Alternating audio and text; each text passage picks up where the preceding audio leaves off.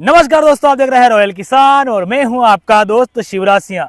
साथियों, आज आपके लिए एक ऐसी खेती के बारे में जानकारी लेकर आया हूं जो कि अमेरिकन केसर के नाम से बहुत ही प्रचलित है। हालांकि ये एक कुसुम की खेती है, बाकी अमेरिकन केसर के नाम से काफ़ी ज़्यादा किसानों के बीच में ये प्रचलित है। और इस फसल की खास विशेषता ये है कि इसमें आम तो आम गुठलियों के भी दाम है।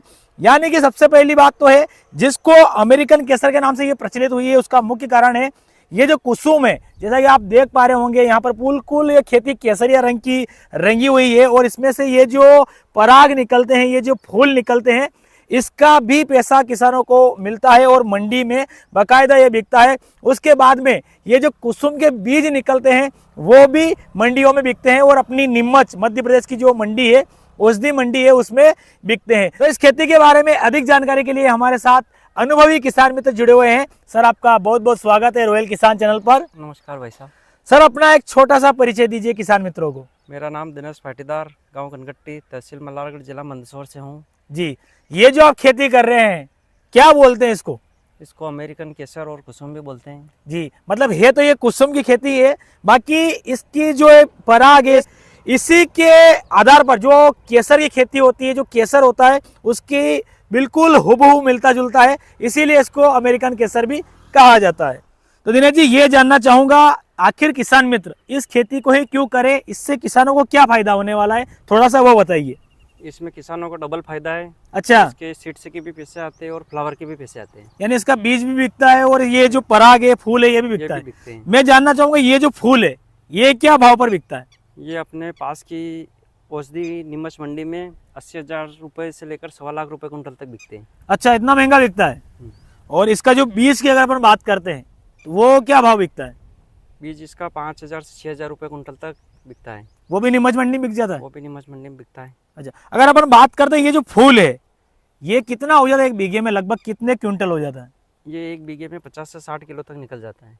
अच्छा, और इस वर्ष ट्रायल के लिए अपनों ने थोड़ी मात्रा में लगाया है, तो इस साल अपने को पूरी जानकारी हो जाएगी कि कितना निकलेगा। अच्छा, बाकी आपसे बोला गया है कि 60 किलो प्रति बीघा ये पराग निकलता है और जैसा कि दिनेश जी ने बताया है कि 80,000 रुपए से लगाकर 1.25 लाख रुपए प्रति क्विंटल के हिसाब से ये बिकता है। और अपन बात करें बीज की, तो बीज कितना निकल जाता है इसमें से एक बीघे में? एक बीघे में 6 से 7 कुंटल तक बीज निकल जाता है।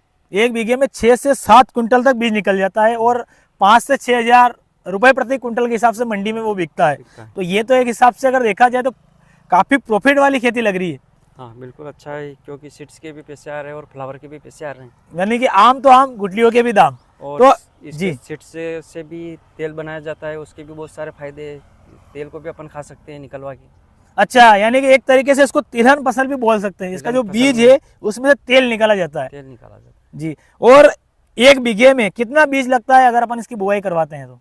बीज 5 से 6 किलो बीज एक बीघे में पर्याप्त रहता है। तो इसको छिड़काव विधि द्वारा करना पड़ता है फिर मशीन के द्वारा? इसको अपन छिड़काव विधि से भी डाल सकते हैं और मशीन द्वारा भी लगा सकते हैं। अच्छा, मशीन द्वारा अगर बुआई करवाए तो क्या प्रोसेस रहती है, कौन सी सीड्रिल द्वारा इसकी बुआई करवानी चाहिए? जो अपने आम जो सीड्रिल चल रही है उसमें खाद मिक्स करके बोना पड़ता है, जैसे अपन गेहूं बोते हैं। अच्छा अच्छा, और कब कौन सा महीना उचित है इस फसल को लगाने के लिए? इसको अक्टूबर, नवंबर, दिसंबर तीनों महीने में लगा सकते हैं। अच्छा, ऐसा ठंड गर्मी का ज्यादा फर्क नहीं पड़ता? नहीं, ऐसा कोई फर्क नहीं पड़ता। कितने दिन की फसल है ये टोटल? 120 से 130 दिन की फसल। यानी अभी जो खड़ी है यहाँ पर फूल आ चुके हैं और आप मैं देख पा रहा था जब आने से पहले आप इसकी जो फूल है इसकी बुनाई भी कर रहे थे। तो ये कितने दिन की है अभी? ये 120 दिन की फसल आज खड़ी है। ये मतलब 120 दिन में आप इसके जो फूल है, ये जो पराग है, इसको चुन सकते हैं, ऐसी अवस्था में आ जाती है। और हद से हद 15 दिन के बाद इसके जो डोडियाँ आ चुकी है, डोडियों में से बीज भी निकलने लग जाएगा। तो आपने कब बुआई करी थी इसकी? अपनों ने इसको नवंबर में लगाया था। नवंबर में आपने इसकी बुआई कर दी थी। और थोड़ा सा ये क्या है कि एक अलग खेती है, तो इसकी जो तैयारी कैसी करनी पड़ती है, कौन सी खाद वगैरह डालने पड़ते हैं, बेसल डोज वगैरह किस प्रकार से तैयारी करनी पड़ती है? जैसे अपनों ने सुपर फास्फेट डाला था जी, और थोड़ा बहुत डीएपी डाला था, और इसके अलावा कोई ज़्यादा जरूरत नहीं। एक बीघे में कितना डीएपी सुपर फास्फेट वो थोड़ा सा बताइए। एक बीघे में 25 किलो डीएपी जी, और 2 कट्टे सुपर फास्फेट। जी। और जैसे कि इससे पहले कौन सी फसल थी इसमें, बरसात की जो फसल थी सोयाबीन थी या अलग थी? नहीं, इसमें सोयाबीन ही थी। सोयाबीन थी, सोयाबीन हार्वेस्टिंग करने के बाद फिर आपने ये लगाया। कुसुम लगाए। वो हालांकि इन्होंने कम मात्रा में लगाया, थोड़ा सा ट्रायल ही किया है।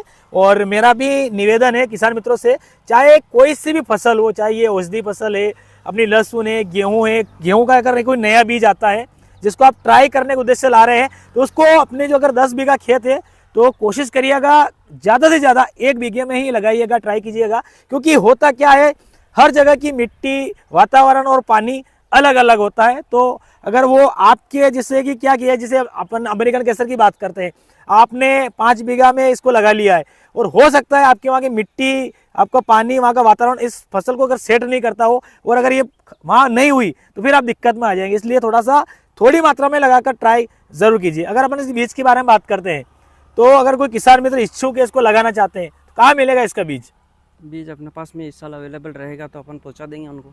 तो घर पहुँच सेवा हो जाएगी? घर पे भी पहुंचा देंगे। अच्छा। और अपनों से नहीं लेना चाहे, अपने पास नीमच मंडी में भी बहुत से बार बीज आता है। अच्छा, नीमच मंडी में भी इसका बीज मिलता है? नीमच मंडी में भी मिल जाता है। अच्छा, बाकी होता क्या है कि किसान मित्र के द्वारा ही अगर किसान मित्र को बीज मिल जाए तो थोड़ा सा विश्वास ज़्यादा हो जाता है, क्योंकि बाजारों में थोड़ा सा हमको विश्वास कम होता है, दिक्कत वहाँ है जी। नहीं, इसका सीड्स तो अलग ही रहता है, वो तो अलग ही पहचान रहती है। एक ही बीज आता है कुसुम का। जैसा कि आप वीडियो में देख भी पा रहे होंगे, बिल्कुल ये व्हाइट कलर का ये बीज, इस प्रकार का कुसुम का बीज आता है। तो अगर अपन बात करते हैं तो ये जो अमेरिकन केसर जैसा दिखने वाला ये जो पराग है, ये जो फूल है, इसका उपयोग कहाँ होता है, थोड़ा सा वो बताइए। इसका उपयोग औषधि चीज़ों में भी होता है जी।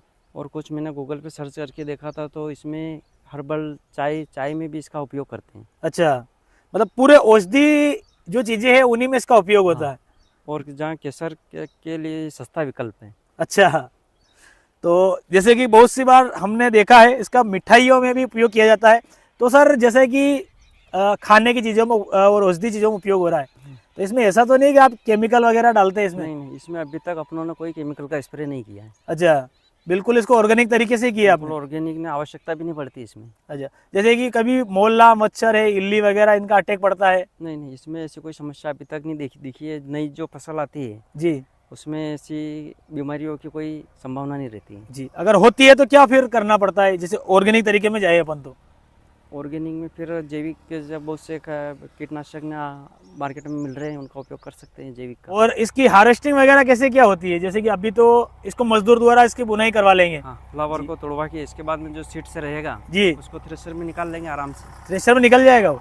अच्छा, तो उम्मीद करता हूँ किसान मित्रों आपको ये जानकारी अच्छी लगी होगी। अच्छी लगी हो तो वीडियो को लाइक कीजिएगा, और आपके मन में इस खेती से संबंधित और भी कोई सवाल है तो आप कमेंट बॉक्स में ज़्यादा से ज़्यादा कमेंट करिएगा, वहां पर दिनेश जी आपको जवाब देने का प्रयास करेंगे। और निवेदन रहेगा, जिन साथियों ने चैनल को सब्सक्राइब नहीं किया है, सब्सक्राइब अवश्य कीजिएगा और वीडियो को अधिक से अधिक किसान मित्रों में शेयर जरूर कीजिएगा। बहुत बहुत धन्यवाद। जय जवान, जय किसान।